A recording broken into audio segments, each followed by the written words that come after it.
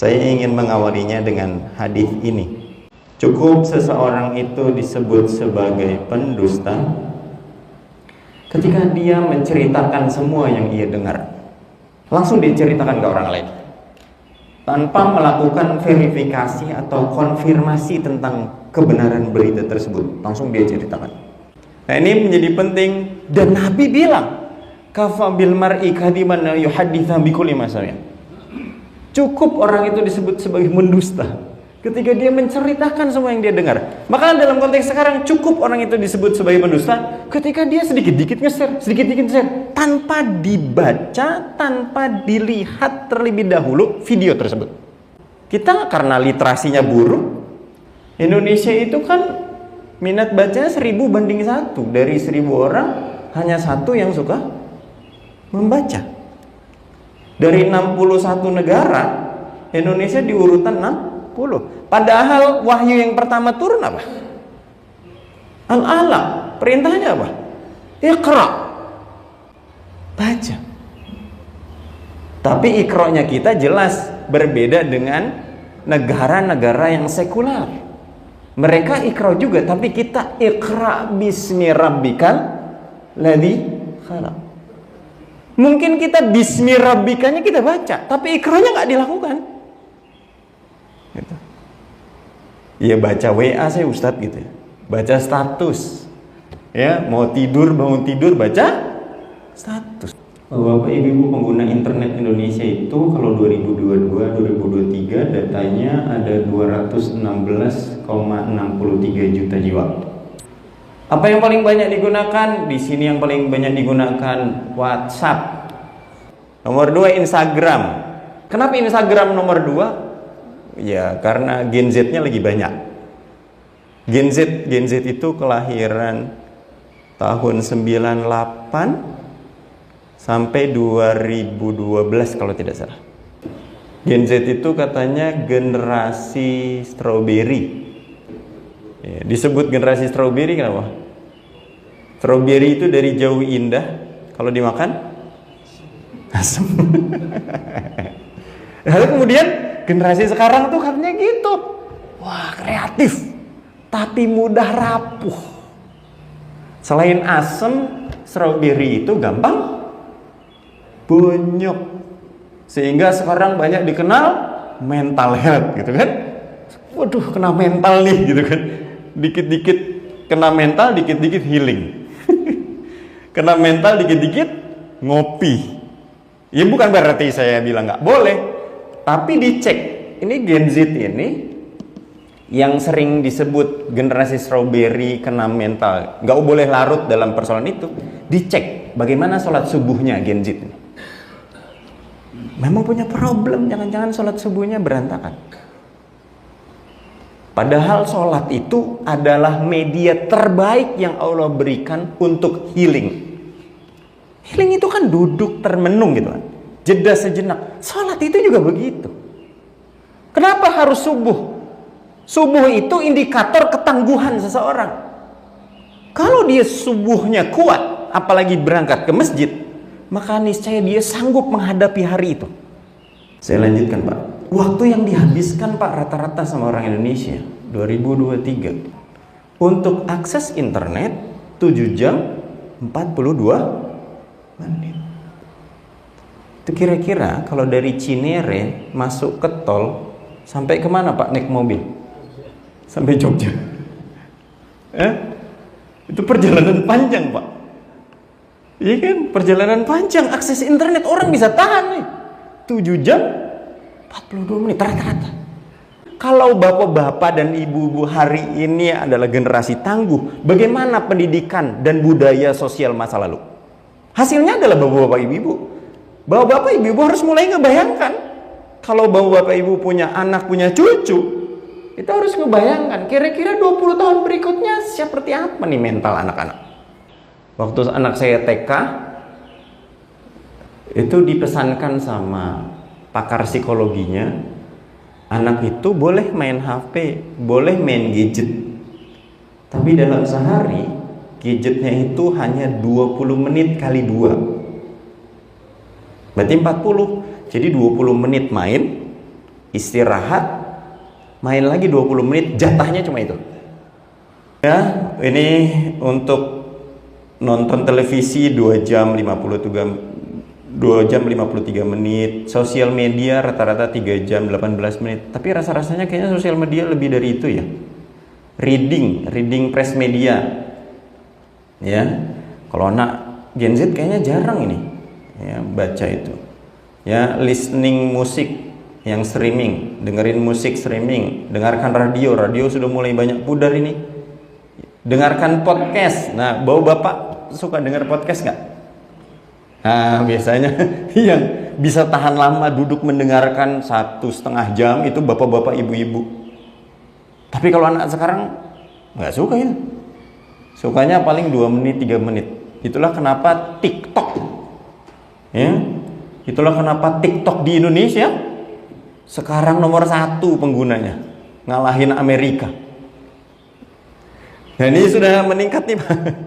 2024 itu 157,6 juta jiwa. Berarti kalau dibandingkan 2023, tadi kan 153 jutaan pengguna internet. Sekarang pengguna TikTok ini. Ini catatan PPATK Pak. Judi online di Indonesia itu pemain judi tercatat 4 juta orang. Bahkan data demografi usia di bawah 10 tahun ya, itu pemain mencapai 2%. Jadi 80.000 anak-anak di usia di bawah 10 tahun. Sedikit lagi Pak ya, tinggal beberapa slide. Perputaran uang judi online tuh Pak, 2021 itu 57 triliun. Januari sampai Maret 2024 600 triliun. Masya Allah. Ini makin dekat Pak. Makin dekat. Ini tolong diperhatikan ya. Yang punya anak, yang punya cucu, tolong diperhatikan. Jangan sampai mereka ini main game kemudian ada top up segala macam. Berarti kalau dikaitkan dengan media sosial, kita ini kan wakilnya Allah di muka bumi sebagai khalifah. Tugasnya wa ma arsalnaka illa rahmatan lil alamin. Jadi Nabi Muhammad diutus menghadirkan rahmat bagi sekalian alam, maka demikian pula kita sebagai pewaris Nabi, tugasnya menghadirkan rahmat bagi sekalian alam. Maka dalam konteks iman, tauhidullah terkait dengan Rabbnya Allah, maka kita wajib mentauladani sifat-sifatnya Allah, bahwa Allah menjaga, memelihara. Maka bermedia sosial dalam rangka saling menjaga, memelihara. Gitu. Kan kita kemarin sempat mendengar ada orang nggak pernah, udah lama gak ketemu, masukin dalam satu grup, dikeluarin dari grup, yang keluar dari grup kebunuh yang keluarin. Naudzubillah.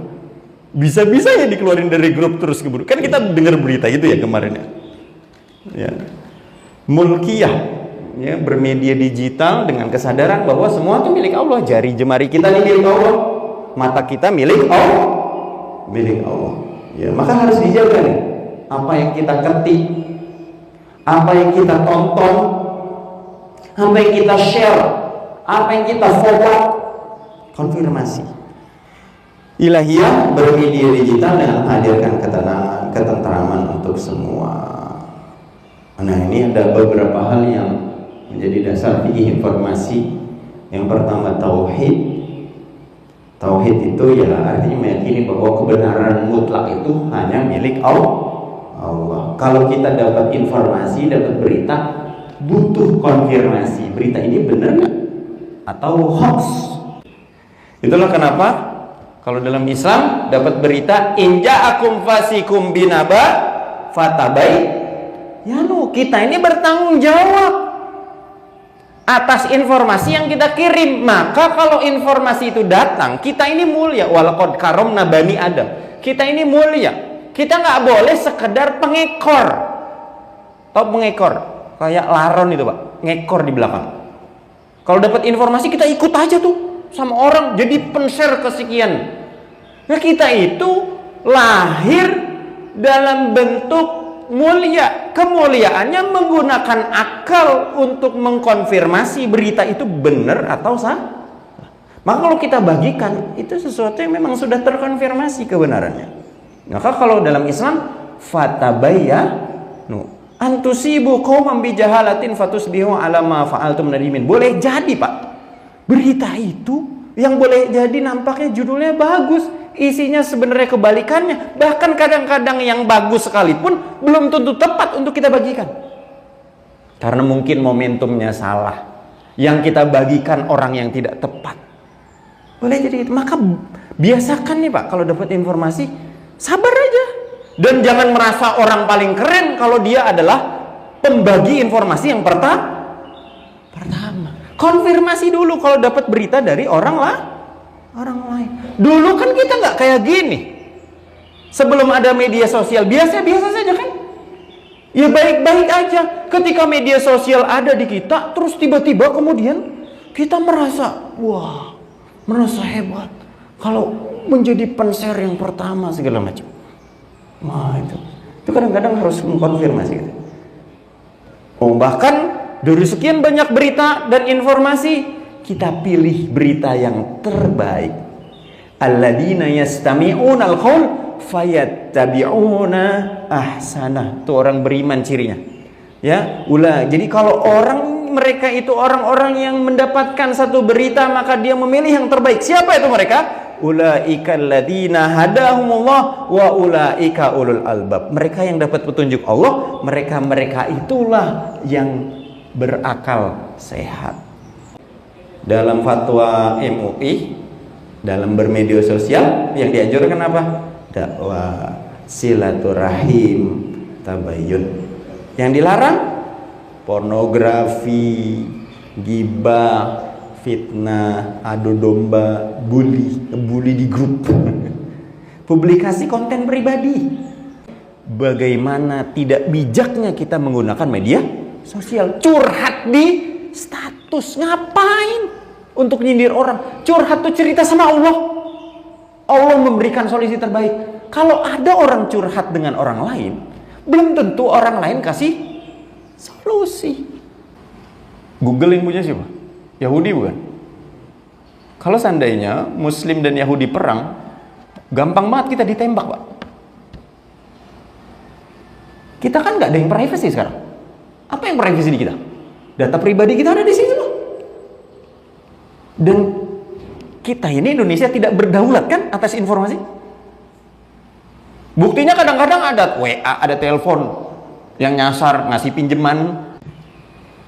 Demikian Bapak-bapak dan Ibu-ibu rahimakumullah, mudah-mudahan yang disampaikan bermanfaat agar kemudian kita menjadi lebih bijak melibatkan iman dan tauhid dalam persoalan-persoalan kehidupan, terutama dalam bermedia sosial, yang boleh jadi durasi kita interaksi dengan media sosial lebih panjang dan lebih lama dibandingkan interaksi di dunianya nyata. Bertetangga mungkin sekarang udah nggak ada, jarang banget itu datang silaturahim, paling komunikasi lewat WA segala macam. Nah itu penting ya. Jadi nilai-nilai tauhid itu nggak pernah berubah, nilai-nilai iman nggak pernah berubah. Zaman boleh berubah, tapi nilai-nilai dalam Islam, nilai-nilai luhur dalam Islam itu tidak pernah berubah, dan itu harus kita bawa sampai kapanpun dan dimanapun. Wallahu a'lam bishawab. Nasrun minallah fadlan qarib. Assalamualaikum warahmatullahi wabarakatuh.